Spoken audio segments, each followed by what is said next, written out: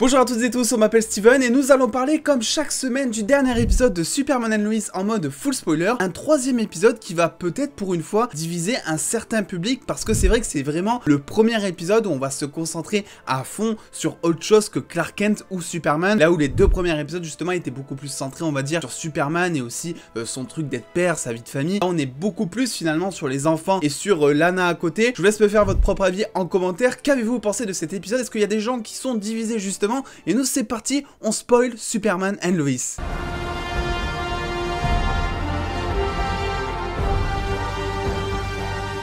Il y a un truc que beaucoup de gens comprennent mais que certains ne comprennent pas je pense, c'est que cette série n'est pas une série Superman, c'est une série Superman and Lois, le couple et donc la famille de Clark entre autres. Donc forcément je pense que cet épisode va peut-être décevoir une certaine communauté étant donné que voilà pour une fois on va se concentrer sur les deux enfants Jordan et Jonathan qui sont vraiment moi je trouve le point fort de cette série parce que voilà bon on adore Superman tout ça, on adore Clark Kent également mais c'est vrai que là ils nous servent de l'inédit et honnêtement je dois dire que dans cet épisode les deux enfants sont super attachants parce qu'on arrive à les comprendre et notamment Jordan lui spécifiquement parce que il a des pouvoirs, il est spécial parce qu'effectivement je trouve que le dialogue entre Jonathan et Clark à un moment explique les choses très bien. Jordan est un enfant maintenant spécial et tu arrives alors très vite à te mettre à sa place et à te dire ouais mais moi aussi si j'avais un petit peu des super pouvoirs peut-être que j'essaierais d'en profiter d'une manière ou d'une autre. Donc quelque part on prend le parti de Jordan et on est hyper satisfait bien que ce mot n'existe pas totalement je crois. On le voit en train d'éclater du coup pendant le match le mec qu'il a un petit peu bisuté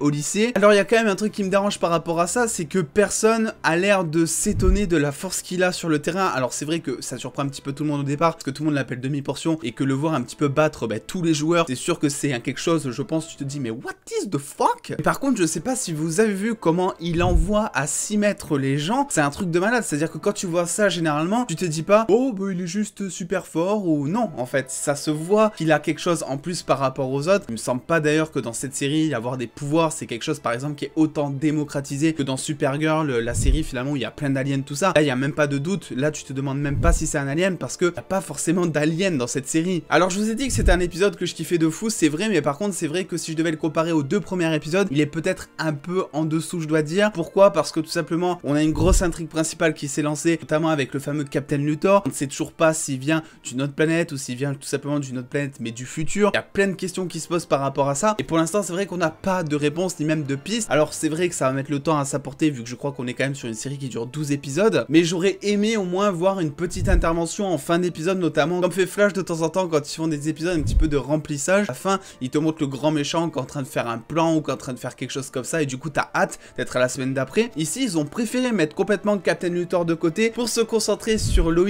qui elle mène son enquête sur Morgan Edge. Mais là j'ai un gros problème moi personnellement avec Morgan Edge, c'est que comme je vous le disais dans la critique de la semaine dernière, j'ai aucun feeling avec ce personnage. Je dois dire que pour l'instant le fait de ne pas le montrer, ça ne développe du coup pas le personnage et j'ai un petit peu peur qu'on arrive 3-4 épisodes avant la fin de la saison en train de nous le présenter comme ça d'un coup en nous montrant que c'est un psychopathe, sauf que vu qu'il aura pas du tout été développé avant finalement, c'est un personnage dont on s'en battra totalement les steaks en tant que méchant. Et je le compare souvent au Lex Luthor de Supergirl. Voilà, si le Lex Luthor de Supergirl est un bon Luthor justement je trouve, c'est parce que justement avant de le voir en train de semer la panique, il y a tout un développement qui est fait, notamment avec sa famille, notamment avec sa sœur, notamment aussi des fois avec Supergirl. Il y a tout son passé avec Superman qui est vite fait un petit peu présenté également. Donc t'as le temps de t'attacher en fait à Lex Luthor et c'est pour ça je pense qu'aujourd'hui si vous êtes fan de Supergirl, si vous aimez la série, vous aimez aussi probablement Lex Luthor alors qu'il s'agit d'un méchant. Pour moi Morgan Edge il devrait aussi la jouer un petit peu comme ça, commencer à l'introduire petit à petit, le développer en tant qu'humain avant de le développer en tant que méchant ou en tant que chef d'entreprise semi-diabolique, je sais trop quoi. Donc quitte à développer Lois, et ça je suis totalement pour parce que comme j'ai dit c'est une série Superman and Lois, qui veut dire que les deux doivent avoir un petit peu un temps d'écran équilibré, ou doivent avoir un petit peu les mêmes enjeux on va dire,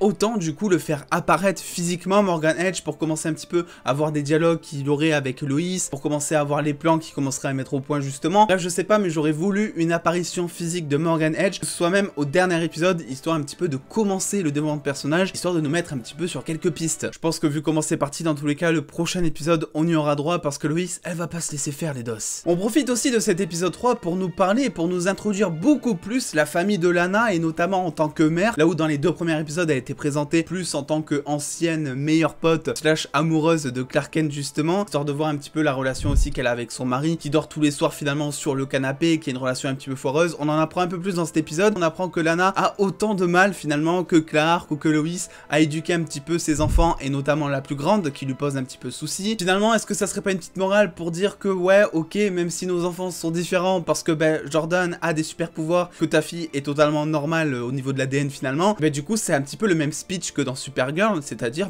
tout le monde est égal et tout le monde a les mêmes problèmes, même Superman. La preuve c'est que lui il va essayer de se rapprocher de ses fils, notamment en rejoignant l'équipe de staff un petit peu de foot, et c'est vraiment trop drôle ce passage. Tu le vois à la fin en train de porter un bidon, qui fait genre qu'il en peut plus, qu'il est essoufflé et qu'il n'arrive pas à porter 5 kilos, c'était génial. Et j'adore aussi la relation naissante entre Jordan et Clark justement. Les deux ont un point en commun maintenant, ils ont des super pouvoirs, les deux doivent le cacher, et du coup tu sens qu'il y a vraiment ce truc fusionnel. Alors je dois dire que je m'interroge toujours par rapport à Jonathan, parce que jusque là il s'est montré être un frère totalement exemplaire, j'ai envie de dire, mais au final est-ce qu'il y aurait pas notamment un petit peu de jalousie? Je me suis dit au début, quand Jordan va intégrer l'équipe de foot, est-ce que finalement il n'aurait pas peur qu'on lui pique sa place de quarterback qu'il a déjà pourtant du mal à obtenir finalement? Ça a pas l'air, et au contraire il encourage même son père à ce qu'il rejoigne l'équipe au final. Est-ce que du coup la jalousie de Jonathan se trouverait pas plus tard un petit peu dans la saison sur la relation qu'aura Jordan et Clark, vu que les deux seront liés par quelque chose que Jonathan ne peut pas avoir finalement? Une chose est sûre en tout cas, c'est que Jordan et Jonathan c'est un duo qui fonctionne merveilleusement bien à l'écran, les deux sont très complémentaires au final tout en étant très différents. C'est ça qui fait aussi que le duo est attachant. On a la méchante de fin qui a l'air d'être kryptonienne je pense, vu qu'elle tire un petit peu les visions laser de ses yeux. Les visions laser, vu qu'elle a un petit peu la vision thermique. J'ai aucune idée de qui il s'agirait, donc si vous avez des idées, les fans de DC, n'oubliez pas de me les mettre en commentaire. Mais voilà, c'est vrai que pour l'instant, concernant les méchants, je suis pas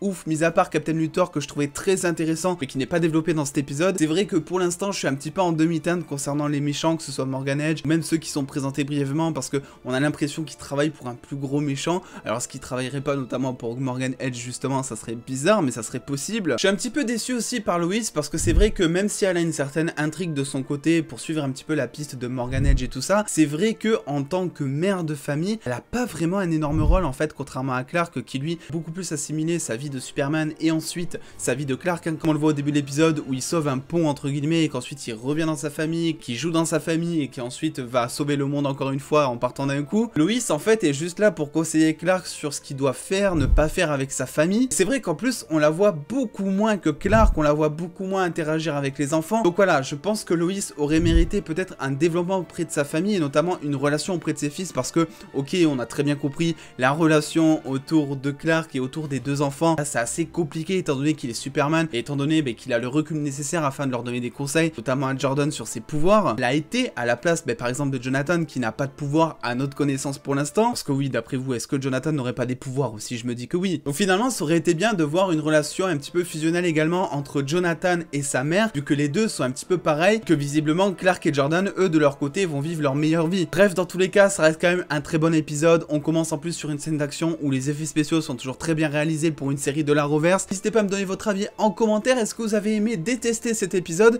Je rappelle que pour regarder les épisodes, je vous ai tout expliqué sur mon Discord. Le lien de mon Discord se trouve en bio ou dans le commentaire épinglé, donc n'hésitez pas. N'hésitez pas non plus à lâcher le petit pouce bleu qui fait plaisir, à vous abonner et à activer la cloche et à me rejoindre sur les réseaux sociaux pour avoir beaucoup plus de news en exclusivité et en avance. En attendant les dos, prenez soin de vous, faites-vous bien kiffer comme toujours. Des bisous les dos.